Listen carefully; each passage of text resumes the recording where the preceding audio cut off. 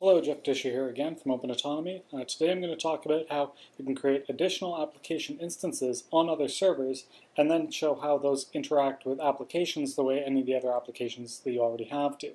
Thus pointing out that there's nothing special about having everything in one place. You can have a fully distributed set of applications.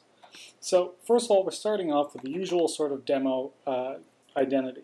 So I'm going to copy that because I'm going to remotely log in elsewhere.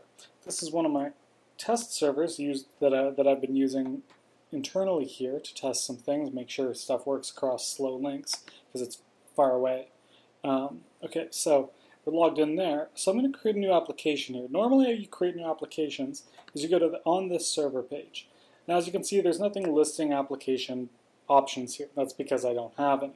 However, I'm logged in as the administrator on another machine, so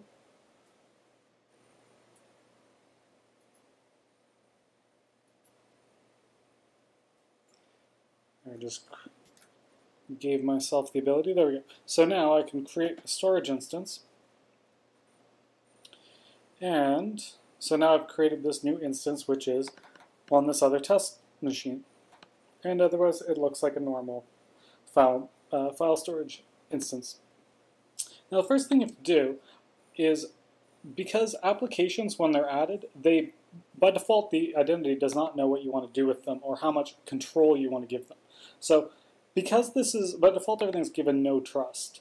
But I want to give it maximum trust because only maximum trust applications can provide services to other applications, which is what I want to do with this one.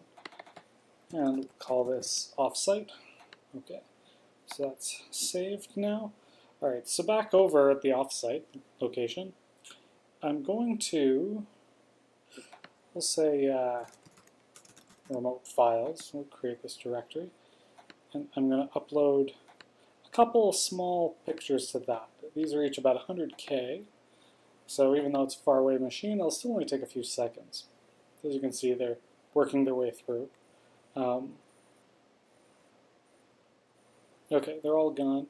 So now what I'm going to do is, with my local storage, I'm actually going to create a directory here called local files, just so it's obvious that these are distinct. And I'm going to upload this other set of files. This machine's closer, so these will go through a bit faster, even though they're larger.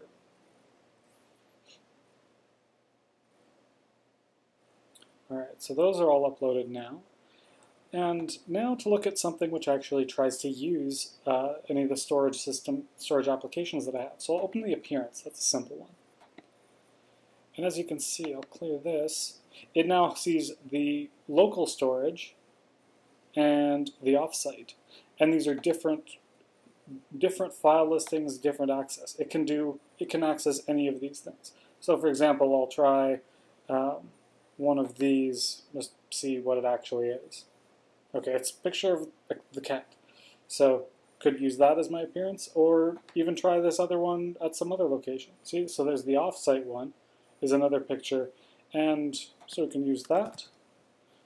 This is an easy one. And now we've updated our appearance, and there. Now the server is going to serve up this server, or each server you log into, will grab a copy of this picture from the offsite location and create the scaled local images to serve out as part of your appearance. So you can see that even though these are on completely different servers that are very far apart geographically, and they have completely different directory structures, the applications can still interact with them as though there's nothing special going on here. It just sees them as two options. I'm going to expand on this further in future demos, but this is a basic example of the kinds of things you can actually do with this system and the ways that it can be kind of built out into a big distributed network of anything you need and anything you want. In fact, this is exactly the kind of mechanism we use internally at OpenAutonomy for our nightly backup system. We actually just have an identity which has off-site storage locations that it uploads files to. So everything runs internally within the system. So anyway, that's all for now. And later on, I will talk further about other things that we can do with having all these extra applications that are connected. So thanks for watching. Contact me if you have any questions. Bye.